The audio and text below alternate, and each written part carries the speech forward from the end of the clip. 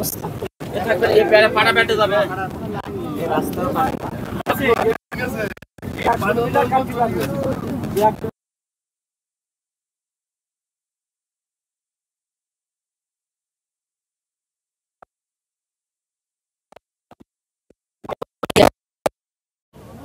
কথা মহাশ্মশান নামক যে স্থানে গত 15 তারিখে যে ওভারটপিং হয়েছিল সেটি তাৎক্ষণিকভাবে আমরা সিনথেটিক ব্যাগ দিয়ে সেটিকে রক্ষা করেছিলাম, কিন্তু ওই দিন রাতে 25 মিটার অংশ ভেঙে যায়। সেই ভাঙ্গা অংশ মেরামতের জন্য আপনারা দেখতে পাচ্ছেন যে লোকজন সহ আমরা গতকাল সেটিকে ঠেকিয়ে ফেলেছিলাম এবং তারই স্ট্রেনথেনিংয়ের কাজ চলতেছিল, কিন্তু দেখা গেল যে ওইটিকে বন্ধ করার ফলে বেতনা নদীর পানি আরও ক্রমান্বয়ে বৃদ্ধি পাওয়াতে গত ভোররাত থেকে আবার ওভারটপিং শুরু হয়েছে।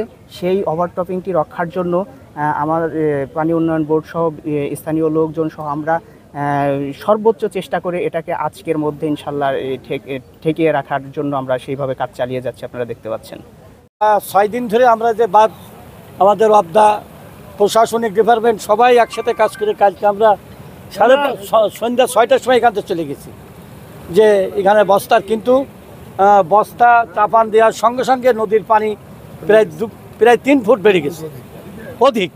কিন্তু আসলে এখন যে কঠিন অবস্থায় এই যে ওই যে খালি রাখছে যেটা ওই যে চেম্বার, আসলে ওটা খালি রাখার প্রয়োজনই ছিল। যদি প্রয়োজন না থাকতো তাহলে পানি এখন এই দেখতে তছনছ করে দিত।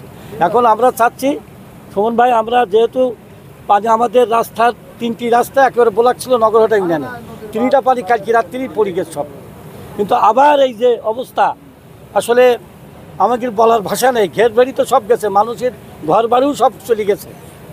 এখন যদি আবার এই অবস্থা হয় তো এর বলার ভাষা আমাদের নেই। আল্লাহ তাআলা আর প্রশাসনিক ডিপার্টমেন্ট ছাড়া এই যারা আছে আমাদের সেনাবাহিনীর যারা আছে আমাদের মাঠে, তাদেরকেও আমরা প্রশাসনিক ডিসি মহোদয় আসছিল, উনিও সরজমিনে 2-3 বার পরিদর্শন করে গেছে।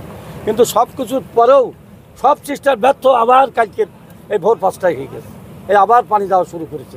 এখন আপনারা সাংবাদিক মহোদয় আছেন, আমাদের যেহেতু নগরহাটা ইউনিয়ন একেবারে এই 1 সপ্তাহ 8 দিন সব শেষ, আবার পুনরায় শুরু হবে এই প্লাবিত অঞ্চল। এই জন্য আমরা প্রশাসক যারা আছে, অফিসার আছে, ডিসি মহোদয় আছে, টিওনো মহোদয় আছে, তাদের সহযোগিতা নিয়ে আমাদের আগতি আবার এই ভারী বাঁধের জন্য সারাদিন পরিশ্রম করে একটা সাইডে জিও ব্যাগ ফেলছে। কালকে যখন রাত্রে 8টার দিকে আমি এখান থেকে চলে যাচ্ছি, কন্ট্রাক্টরের সাথে আমি কথা বললাম যে ভাই এই গ্যাপটা আছে, এই গ্যাপটায় যদি আপনি জিও ব্যাগ ফেলে না যান পানি ওভারফ্লো হয়ে আপনার পল্লীগুলো দুর্বল হয়ে যাবে। উনি আসে উড়াই দিল। উনি বলছে যে এটা কোনোদিনও সম্ভব না। সকালবেলা এসে দেখে ঠিকই ওভারফ্লো হয়ে পল্লীগুলো বেগায় ফেলছে এবং নদীর পানি প্রতি ঘন্টায় ঘন্টায় বাড়তেছে। এখন নদীর পানি কোথায় বাধা আছে এটা আমার জানা নাই, পানি উন্নয়ন বোর্ডের লোক ভালো জানে। তারা যদি এই বাঁধটা না সারাইতে পারে, নদীর পানি যদি স্বাভাবিক গতিতে না চলে, নদীর পানি যদি নদীতেই চলে না যায়, তাহলে এই এলাকায় কিছুই থাকবে না। আমার খুলনা সাতক্ষীরা হাইওয়ের উপরে পানি উঠে যাবে। কেটে একটু সরে দিলি আমরা কাছে বাঁচতাম না, আমাদের গ্রামে একদম পানি চলাচল যাচ্ছে। ভেঙে যাওয়ার পর থেকে এই অত্র এলাকার ঘেরবিড়ি সব তোলানো, মানুষের দুর্যোগ, কেউ খাতি পাচ্ছে না ঠিক মতন, অনেকে সুচিকিৎসার জন্য বকছে, জলবায়ু রোগের সৃষ্টি হচ্ছে, এখানে খাওয়ার জলেরও প্রচুর অভাব আছে। এই ঘেরবিড়ি তুলে গিয়ে বহুত মানুষ ক্ষতিগ্রস্ত। পানি ঢুকে যাচ্ছে কিন্তু বাঁধ রাখা যাচ্ছে না, বুঝতে পেরেছেন?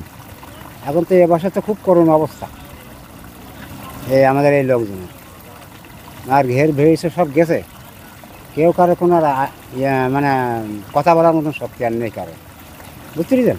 নদীর সাইডে মনে করো এই যে বাঁধ দেওয়া ছিল, বাঁধ দেওয়ার পরে মনে করো সেখানে আবার ওই মাটি ফেলেছিল, মাটি বস্তা দেওয়ার পরে হঠাৎ করে রাত্রি আবার জল খাওয়ার পরে আবার প্লাবিত হয়ে গেছে।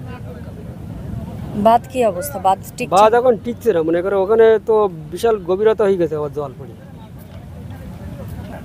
দীর্ঘ 8 দিন ধরে গ্রামবাসী যে আমার পিছনে দেখা যাচ্ছে যে ভেড়ি বাঁধটা বাঁধার চেষ্টা করতেছে, এটা কিন্তু 8 দিন বাঁধার পরেও আজকে আবার প্লাবিত হয়ে গেছে। এই প্লাবিত হওয়ার কারণে এই গ্রামের পিছনে অনেকগুলো গ্রাম আছে, এই গ্রামের ফসল নষ্ট হয়েছে, কাঁচা ঘর বাড়ি ভেঙে পড়ে গেছে, গরিব মানুষ তাদের খাওয়া দাওয়ার খুবই সমস্যা।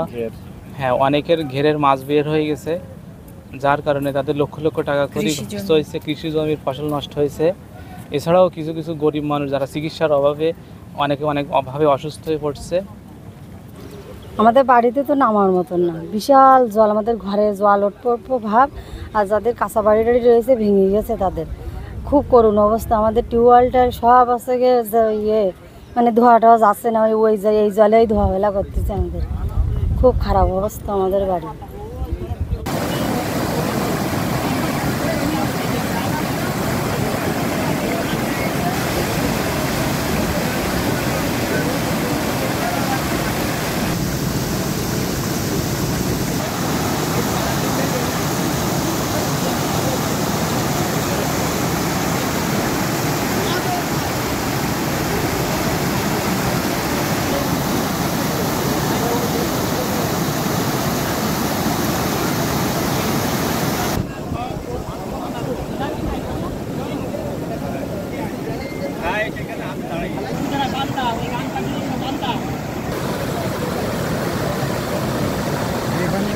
জায়গা